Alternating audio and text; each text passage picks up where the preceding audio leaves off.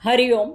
भगवद्गीता बोध योगदास श्री जयगणेश जोशी यांनी केलेले निरूपण. अध्याय 16 दैवासुर संपद विभाग योग. ओम श्री परमात्मने नमः. अथ षोडशोऽध्यायः. जय योगेश्वर. परमात्म्याला नमस्कार. अध्याय 16 श्लोक क्रमांक 23. यशास्त्रविधिम उत्सृज्य वर्तते कामकारतः न स सिद्धिम अवाप्नोति न सुखम न पराम गतिम. त्याला जोडूनच श्लोक क्रमांक 24. तस्मात् शास्त्रम प्रमाणम ते कार्याकार्यव्यवस्थितौ ज्ञात्वा शास्त्रविधानोक्तं कर्म कर्तुम इह अहर्षि. अशा प्रकारे जो शास्त्र वचनांना झुगारून देऊन मनमानी करतो त्याला सिद्धी प्राप्त होत नाहीत की सौख्यही मिळत नाही आणि परमगतीही मिळत नाही. यास्तव येथे कर्तव्य किंवा अकर्तव्य ठरविताना शास्त्रवचनेच प्रमाण आहे. शास्त्रवचन जाणून त्याप्रमाणे स्वधर्माने प्राप्त स्वकर्म करणे उचित आहे.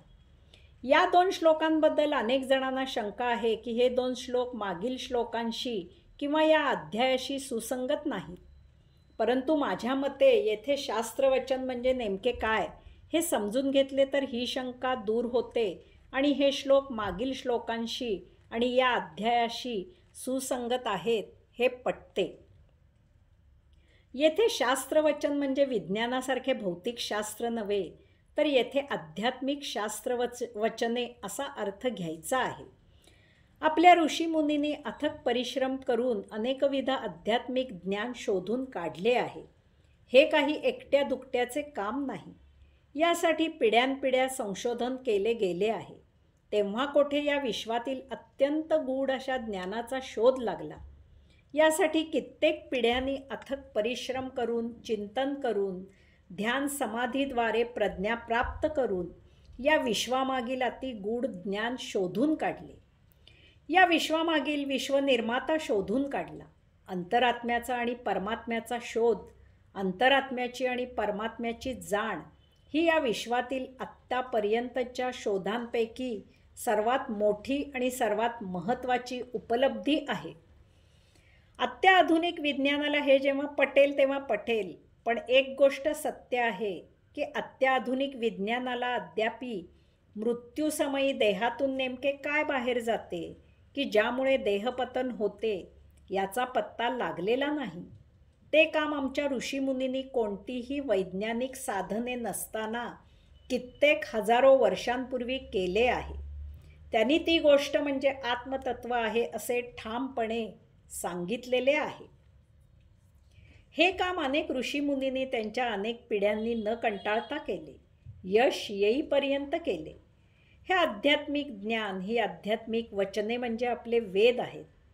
म्हणून वेदांचे श्रेय कोणा एका किंवा कोणा विशिष्ट ऋषींनी स्वतःकडे घेतलेले नाही.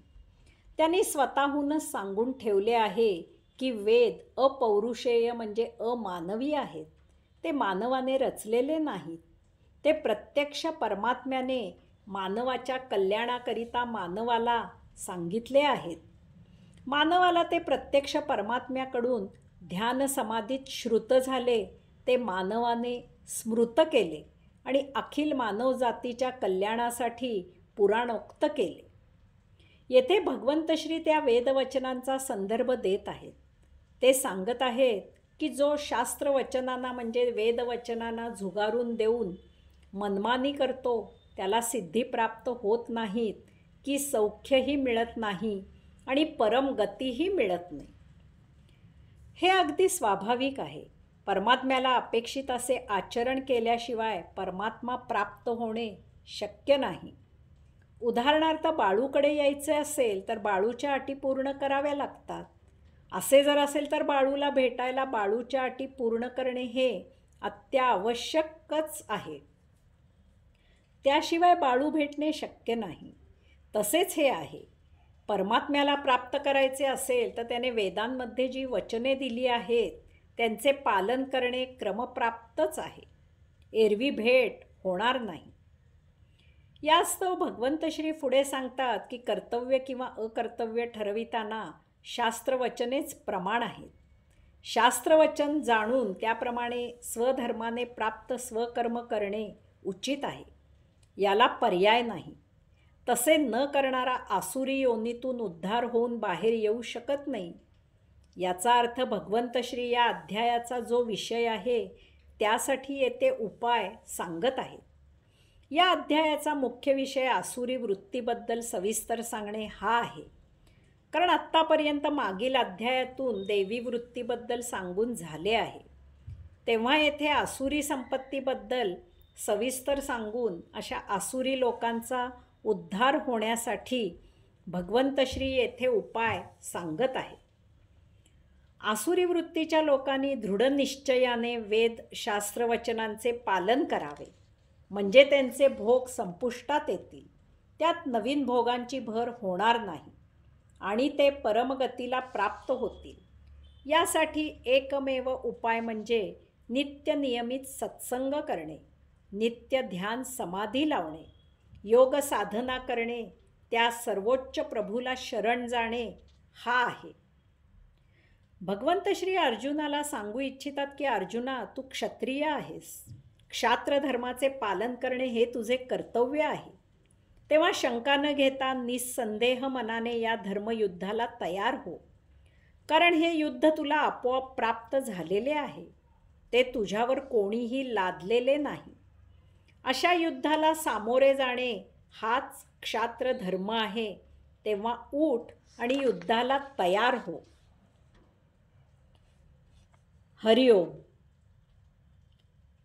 ओम तत्सत इति श्रीमद्भगवद्गीतासु उपनिषत्सु ब्रह्मविद्यायां योगशास्त्रे श्रीकृष्णार्जुनसंवादे दैवासुरसम्पदविभागयोगः नाम 16 अशा प्रकारे ओम तत्सत श्रीमद्भगवद्गीता नामक उपनिषदांचे उपनिषद असलेले ब्रह्मविद्या आणि योगविद्या यांनी समृद्ध असलेले यातील श्रीकृष्ण आणि अर्जुन यांच्या संवाद रूपात दैवासुर संपद विभाग योग हा 16वा अध्याय संपन्न.